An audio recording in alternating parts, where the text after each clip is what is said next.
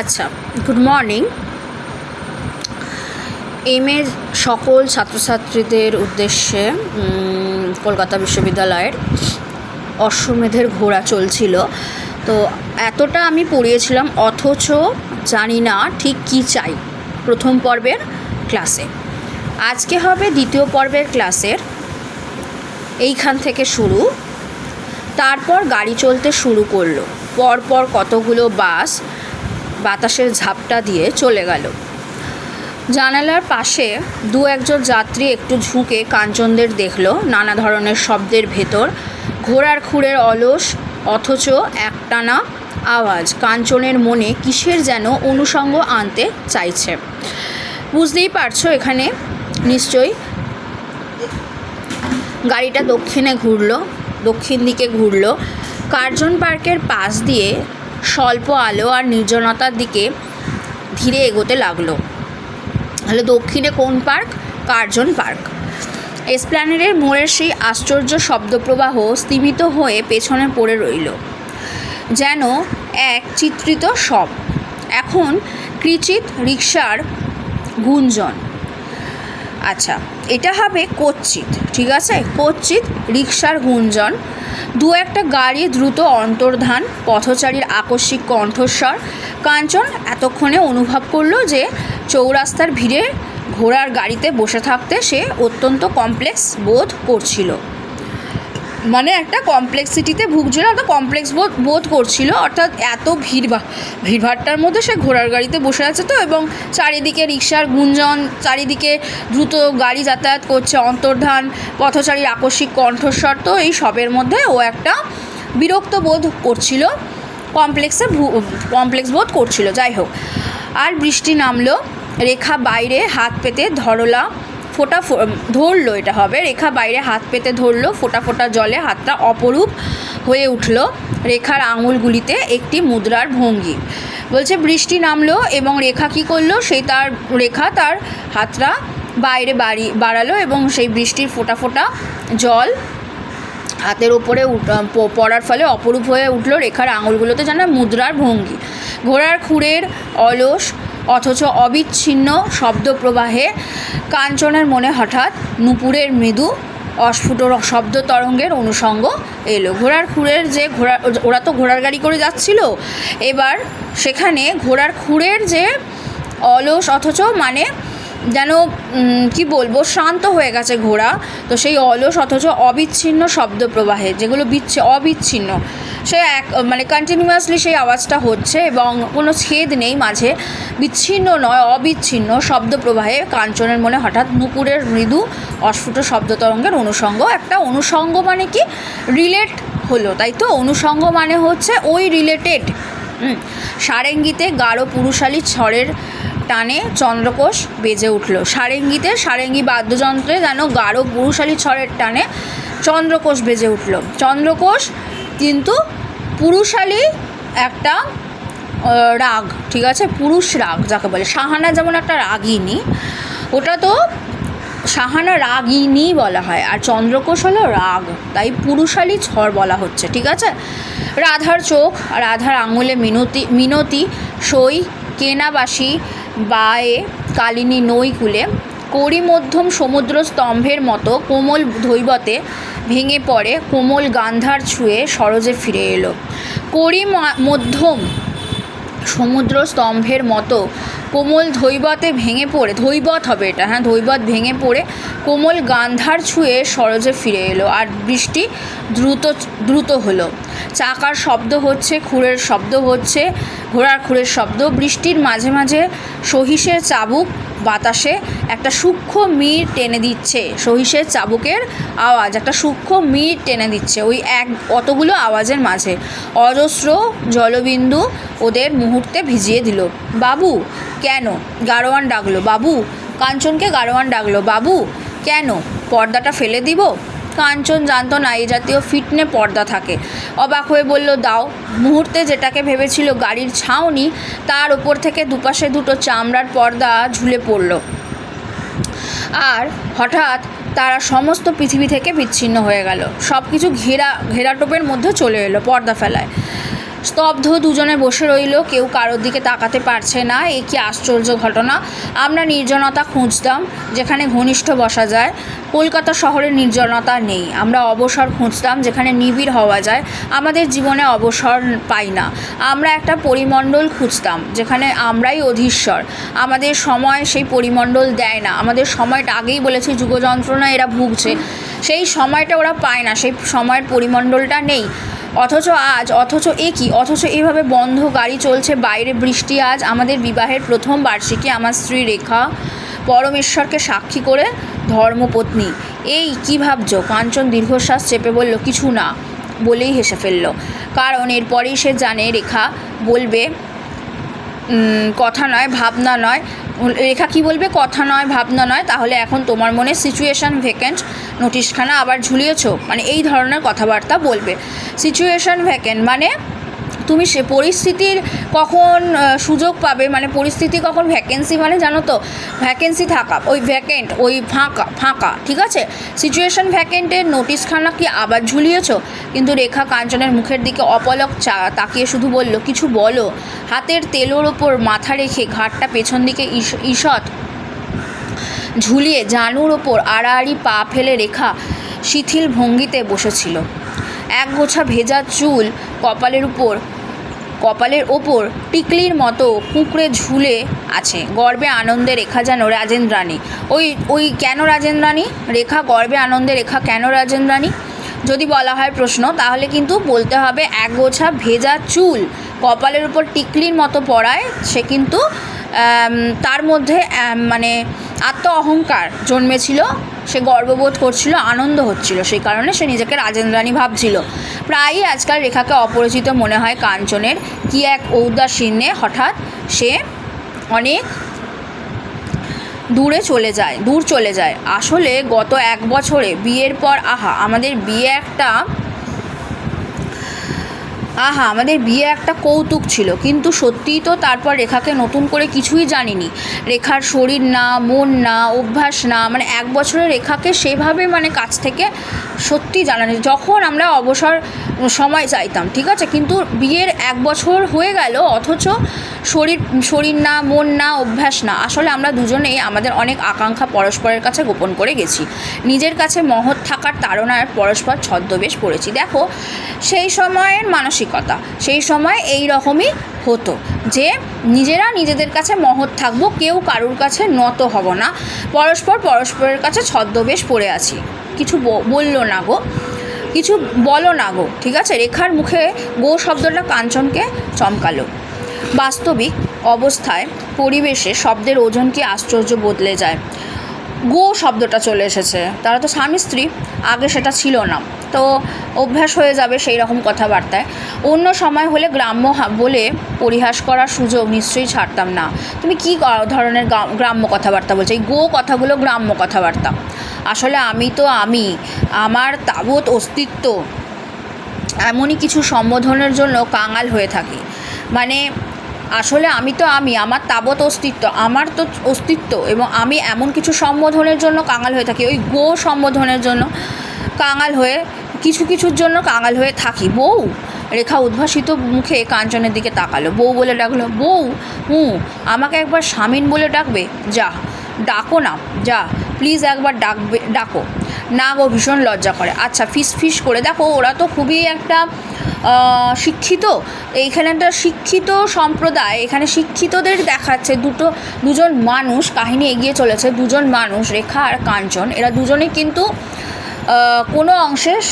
কোনো অংশে কম নেই, সব জায়গাতেই ওরা কিন্তু সমান প্যারালালি ওরা শিক্ষিত, এবং দুজনেই উঁচু পোস্টে চাকরি করে। একজন কলেজের শিক্ষক আর একজন হচ্ছে সরকারি চাকুরে। এবার দেখো, বলছে প্লিজ একবার ডাকো না গো, ভীষণ লজ্জা করে। আচ্ছা, ফিস করে বলো, একবারটি শুনতে ভীষণ ইচ্ছে করছে। আসলে বুঝলে, রেখা কাঞ্চনের কথার মধ্যে হঠাৎ অস্পষ্ট করে বলল স্বামীন, বলেই দুহাতে মুখ ঢেকে ঝিরঝির করে হেসে উঠল। হাসিটা হঠাৎ খুরের শব্দের সঙ্গে এক হয়ে মিশে গেল। কাঞ্চন নাকে ভেজা মাটির গন্ধ পেল।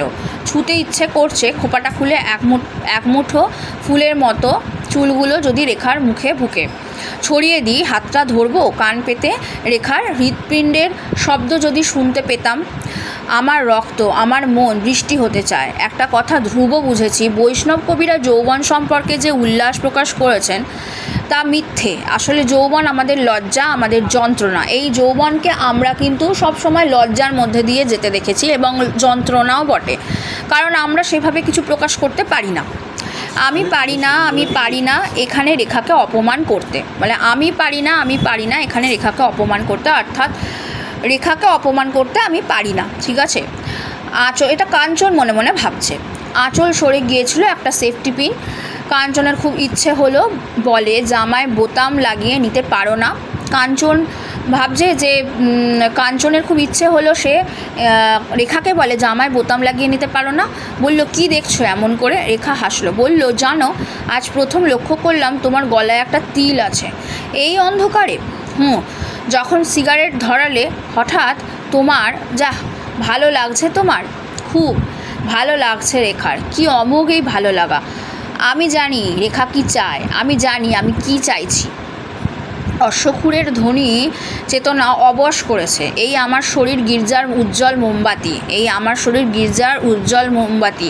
বিন্দু বিন্দু ঘাম ঝরে পড়ছে। আশা করি কারোর বুঝতে অসুবিধে হচ্ছে না। দেখো রেখার ভালো লাগছে, ঠিক আছে, মানে তারা তো ঘোড়ার গাড়িতে বসে আছে, ভালো লাগছে, এমনি ভালো লাগছে। কি অমোঘ এই ভালো লাগা। আমি জানি রেখা কী চায়, আমি জানি আমি কী চাইছি। অশ্বক্ষুরের ধ্বনি, প্রথম প্রণয় সম্ভাষণ, প্রথম প্রণয়ের ডাক যাকে বলে।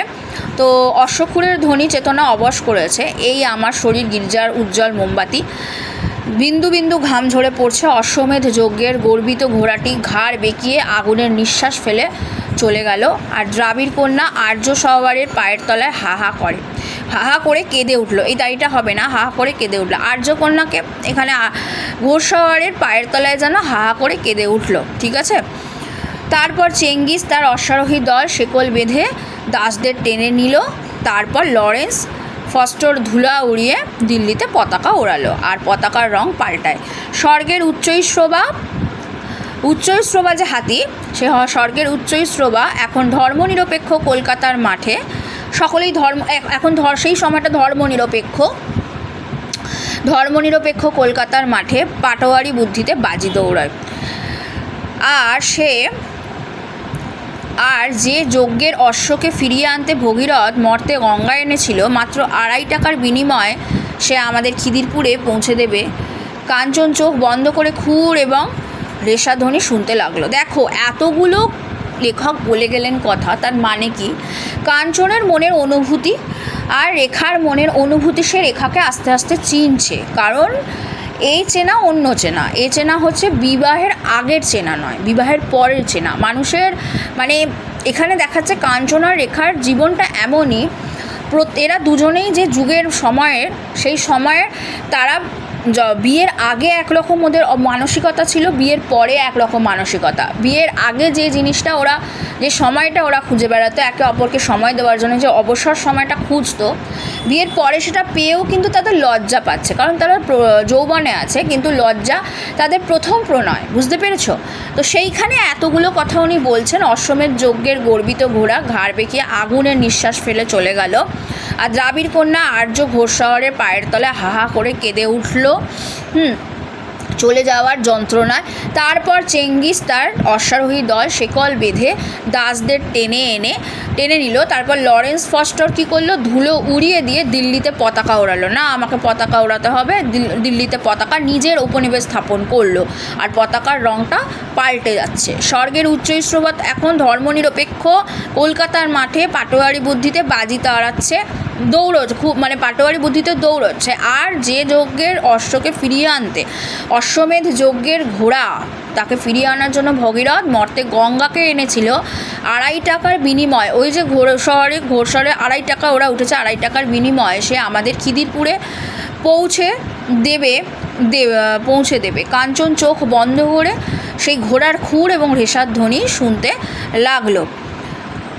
সত্য যে দিগ্বিজয়ী অশ্বের শোণিতে যজ্ঞের আহুতি পূর্ণ হয়। দিগ্বিজয়ী সত্য, এটাই সত্যি যে দিগ্বিজয়ী অশ্বের শনিতে অর্থাৎ রক্তে যজ্ঞের আহুতি পূর্ণ হয়, এটাই হচ্ছে সত্যি কথা। অর্থাৎ তার মনের যে কামনা বাসনা, ভেতরের সুপ্ত ইচ্ছাগুলো, তার মনোভূতিগুলো প্রকাশ পাচ্ছে এইভাবে। কী গো, ঘুমিয়ে পড়লে নাকি? যে রেখা যে তার স্ত্রী কাঞ্চনের তার প্রতি একটা অনুভূতি, অন্যরকম অনুভূতি প্রকাশ পাচ্ছে। কী গো, ঘুমিয়ে পড়লে নাকি? কাঞ্চন চোখ বুজে জবাব দিল, হুঁ, তাকাবো না। এই যে কথাটা, এটা রেখা বলল কাঞ্চনকে। কাঞ্চন বলল, হুঁ, তাকাবো না, আমার নিজেকে ভয় করছে, আমার নিজেকে বড় অসহায় মনে হলো। শোনো। কি? হঠাৎ রেখা দুহাতে কাঞ্চনের ডান হাতটা ধরে বলল, শোনো। কাঞ্চন অস্ফুটে বলল, কি? এই মালাটা আমায় পরিয়ে দেবে? এই মালাটা আমায় পরিয়ে দেবে? গাড়িটা দাঁড়িয়ে পড়লো, গাড়োয়ান ডাকলো, বাবু। কি? খিদিরপুর। বলছে, বাবু খিদিরপুরে কোথায় এলো? খিদিরপুরে। রেখা প্রায় আর্তনাদ করে বলে উঠলো, দাও, পরিয়ে দাও তাড়াতাড়ি। কাঞ্চন বিমুড়ের মতো রেখাকে মালা পরিয়ে দিচ্ছিল, সেই সময় পর্দাটা উঠেই আবার নেমে গেল। ঘাড় হেট করে দুজনে তাড়াতাড়ি নেমে পড়লো। কাছেই ট্রাম স্টপ। চৌরাস্তায় একটা আর কোনো বাধ্যবাধকতা নেই, আর নিজেদের মধ্যে কোনো রকম বাধা বা পাঁচিল থাকবে না। সেই কারণে রেখা কিন্তু এই কথাটার মধ্যে যে মালা পরিয়ে দাও, সেই পাঁচিলটা ভেঙে গেল। এবার দেখো, চৌরাস্তার একটা পুলিশ জায়গাটা, মানে তাছাড়া জায়গাটা নির্জন, এখানে কোনো লজ্জার ব্যাপার নয়। রেখা ব্যাগ খুলে 2 টাকা দিল। কাঞ্চন পকেট থেকে একটা আধুলি বের করে টাকাটা গাড়োয়ানের হাতে দিতেই সে চটে উঠল। বলল, সে কি, 5 টাকার কম হবে না? কাঞ্চন ক্রুদ্ধ হয়ে বলল, কেন? তুমি তো বলেছিলে। গাড়োয়ান বলল, ফুর্তি করবেন, হোটেল ভাড়া দিবেন না। বলছে, আপনি ফুর্তি করেছেন, তখন চোখে বলেইছিলাম এটা সমাজের চোখ, কেমন চোখ, যে নিজের স্ত্রীকে নিয়ে যাচ্ছে, তাও লোক ভাবছে এই যে হাতে মালা, এই এরকমভাবে দুজনে একসাথে যাচ্ছে, তখন ওর নিজের স্ত্রীকে নিয়ে যাচ্ছে, তাও ভাবছে এটা অন্য কিছু। ফুর্তি করবেন, হোটেল ভাড়া দিবেন না? আমার হোটেলে তো এতক্ষণ ছিলেন, ফুর্তি করলেন, তাহলে সেখানে তো ভাড়াটা দিতেই হবে। প্রায় ফিসফিস করে কাঞ্চন বলল, কি বললে? জিভে তার কথা জড়িয়ে গেল, আর রেখা চমকে উঠে দুহাতে নিজের কান চেপে ধরতে যাওয়ায় মালাটা হাত থেকে রাস্তায় পড়ে গেল। বললাম না, যুগ যন্ত্রণা এরা ভুগছে। এরা যৌবনের, মানে সত্যিকার এরা যৌবনের প্রতীক হয়েও কিন্তু এরা যৌবনকে, যেহেতু যৌবনে এদের লজ্জা, এরা যেহেতু নিজেদের মধ্যে স্বামী স্ত্রীর মতো আচরণ করতে পারেনি, ঠিক আছে, সেই প্রথম শুরু হচ্ছে। এবং এই যে লজ্জা, এই লজ্জাটাই ওদের কাছে কিন্তু যন্ত্রণা হয়ে কিভাবে ধরা দিয়েছে দেখো। লোকের কাছে একজন ঘোষওয়ার, সে বলছে ফুর্তি করলে হোটেল ভাড়া দেবে না, অথচ সে কাঞ্চন রেখা স্বামী স্ত্রী, ঠিক আছে। রাস্তায় পড়ে গেল। তারপর সম্পূর্ণ অপরিচিতের মতো দাঁত দিয়ে ঠোঁট কামড়ে দ্রুত পায়ে তারা খানিকটা হেঁটেছিল, কিন্তু কাঁদেনি, কারণ একান্তে কাঁদবার মতো কোনো আশ্রয় তাদের জানা ছিল না, ঠিক আছে। কাঁদার মতো আশ্রয় তাদের জানা ছিল না। যেটার কারণে ওরা ভয় পাচ্ছিল, যেটা বিয়ের আগে ওরা পেত, সেই জিনিসটাই রয়ে গেল। সে বিয়ের পরের যে মুহূর্তের যে এক বছর বিয়ে হয়ে গেছে, বিয়ের পরের যে মুহূর্ত, যে অনুভূতি, যেটা তাড়াতাড়ি প্রকাশ পাওয়ার কথা ছিল, সেটা প্রকাশটা পেল না। কেন পেল না বুঝতে পারছো তোমরা নিশ্চয়। যে স্বামী স্ত্রী যখন বিয়ে হয়ে যায়, তখন সঙ্গে সঙ্গে তাদের মনের অনুভূতিগুলো প্রকাশ হবে, অনেক ক্ষেত্রে হয়তো হয় না। যারা ধরো এখনের সময়ে যে প্রেমিক প্রেমিকারা আছে, তারা একে অপরকে ভালো করে চিনে নিচ্ছে, বিয়ের পরেও তাদের মধ্যে সেই রকম মেলামেশাটা সেই আগের মতোই থাকে, আলাদা মেলামেশা নয়। এই অনুভূতিগুলো এত সূক্ষ্ম অনুভূতি তাদের মধ্যে কাজ করে না, ঠিক আছে। কিন্তু সময়ের প্রেক্ষাপটে দেখতে গেলে এই কাঞ্চন রেখারা কিন্তু একরকম বলতে গেলে যন্ত্রণা বুকে নিয়েই ভুগেছে। সেই সময়টা তাদের 1 বছর অতিক্রান্ত, মানে অনেকটা সময়। আগে যেভাবে লজ্জা থাকতো, যেভাবে কথাবার্তা বলতো, সেই কথাবার্তাগুলোকে বিয়ের পরে চলে। হঠাৎ করে যখন ওরা নিজেদেরকে চিনলো, বুঝলো যে এবার আমরা স্বামী স্ত্রী, এবার আমরা কাছাকাছি আসতে পারি। আগে লজ্জা পেত, মানে 1 বছর হলো মানে কাছাকাছি আসেনি, ঘনিষ্ঠ সম্পর্ক গড়ে ওঠেনি। তারা তাদের শরীরের দিক থেকেও না, মনের দিক থেকেও সেভাবে স্বামী স্ত্রীর মনটা যখন বিয়ে হয়ে যায়, তখন মনটা আলাদা হয়। প্রেমিক প্রেমিকার মনটা আলাদা, তখনের প্রেমিক প্রেমিকা। কিন্তু এখনের প্রেমিক প্রেমিকারা কিন্তু অন্যরকম মানসিকতা, তাই বিয়ের পর তারাও কিন্তু সেই মানসিকতাগুলো থাকে এবং তারা আরও অনেক এগিয়ে যায়। কখনো কেউ দেখে বলবে না যে তারা স্বামী স্ত্রী নয়, এবং কথাবার্তাগুলোও সেই এই কাঞ্চনরেখা কিন্তু ধরে বসে থাকবে না, কাঞ্চনরেখা কেউ বলবে না, তাদের কথাবার্তাগুলো অন্যরকম এবং তাদের মানসিকতাও অন্যরকম। কিন্তু এই যুগের যে কাঞ্চনরেখারা ছিল, এই কাঞ্চনরেখা প্রতিনিধি হয়ে উঠেছে, এরা কিন্তু এই ধরনের ছিল, বুঝতে পেরেছো? এরা কিন্তু একটা সময়ের কাঞ্চনরেখা, এরকম কাঞ্চনরেখা অজস্র এরপরে এসেছে, এখনও আছে, কিন্তু তাদের মানসিকতা অন্য সময়ের সাথে সাথে। সময়টাও এখানে দেখতে হবে, যুগ যত পেরিয়েছে, সময় যত অতিক্রান্ত হয়েছে, মানসিকতার বদল ঘটেছে, মেলামেশা করার প্রকাশভঙ্গি, ভালোবাসার প্রকাশভঙ্গি, যেটা বলতে চাইছি, প্রকাশভঙ্গি আলাদা হয়েছে, তার কথাবার্তার বলা এবং সেইগুলো সবই আলাদা, মনের অনুভূতি প্রকাশগুলো আলাদা, সম্পূর্ণ অন্যরকম। সেই কারণে কিন্তু এখন আর এই যুগে কিন্তু এই রকম কাঞ্চনরেখা পাওয়া কিন্তু খুব একটা যায় না, ঠিক আছে? আশা করি তোমরা বুঝতে পেরেছো। এখানে যুগের প্রেক্ষাপট এবং সময়ের প্রেক্ষাপট সব থেকে বড় ব্যাপার। এইখানে দুটো চরিত্র খুব ইম্পর্ট্যান্ট, কাঞ্চন আর রেখা। তাদের প্রশ্ন যে তাদের যুগযন্ত্রণার তাদের সময়ের প্রেক্ষাপট বা তাদের সময়ে যে তাদের যুগের যে যন্ত্রণা, তাদের যে যৌবনের যে লজ্জা এবং সেই লজ্জার যে যুগের যে যন্ত্রণা নিয়ে বুঝিয়ে দাও, প্রেক্ষাপটটা বুঝিয়ে দাও, এরকম প্রশ্ন আসতে পারে। যাই হোক, পড়তে থাকো। আজকে আমার অশ্বমেধার ঘোড়া পড়ানো শেষ হলো। আশা করছি তোমাদের ক্লাসগুলো ভালো লাগছে। Thank you students.